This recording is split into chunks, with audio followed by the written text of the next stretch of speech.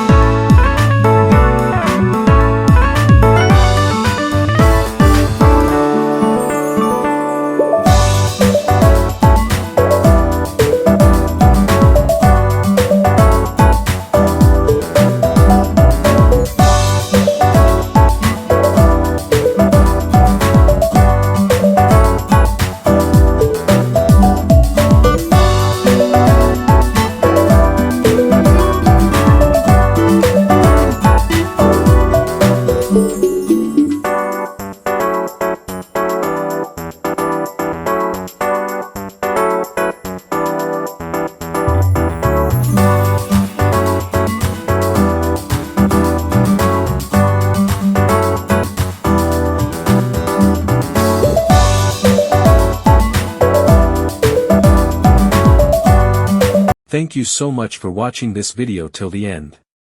If you've come this far, it clearly means that you are either looking for help with your academic assignments, or you're someone who values quality, professionalism, and timely support. Let me remind you again, I offer complete guidance and professional help in information technology, accounting, finance, writing assignments, and computer science. I also provide expert-level assistance with Microsoft Office tools including Excel, Word, PowerPoint, and Access. Whether you're stuck on a project, running out of time for a submission, or just want to improve your academic performance, I'm here to help you. I understand how stressful it can be when deadlines are near, and you don't have enough support. That's exactly why I created this service, to help students like you get things done on time, with confidence and accuracy. If you need any kind of help, don't hesitate to contact me. My WhatsApp number and email are available in the video description. You can message me anytime, day or night. I always try my best to reply as soon as possible. Even if you're unsure about your topic or confused about what to do, just send me a message. I'll guide you step by step. With my help, you can, white heavy checkmark, submit your assignments on time. White heavy checkmark, improve your grades. White heavy checkmark, save hours of stress and confusion. White heavy checkmark, learn better along the way. Many students have already benefited from my services, and I would be happy to help you as well. So if you're free right now and want help with any subject or task, just click the link in the description and message me directly on WhatsApp or email. I'll take care of the rest. Remember, your academic success is my top priority, and I'm fully committed to providing high quality, affordable, and trustworthy support for students just like you. Again, thanks a lot for giving your time and watching this video. Make sure to like, share, and subscribe if you're watching this on YouTube, because more helpful videos are coming soon. Take care, and I look forward to helping you with your next assignment. Don't forget, all contact details are available in the video description. Let's work together and make your studies stress-free and successful.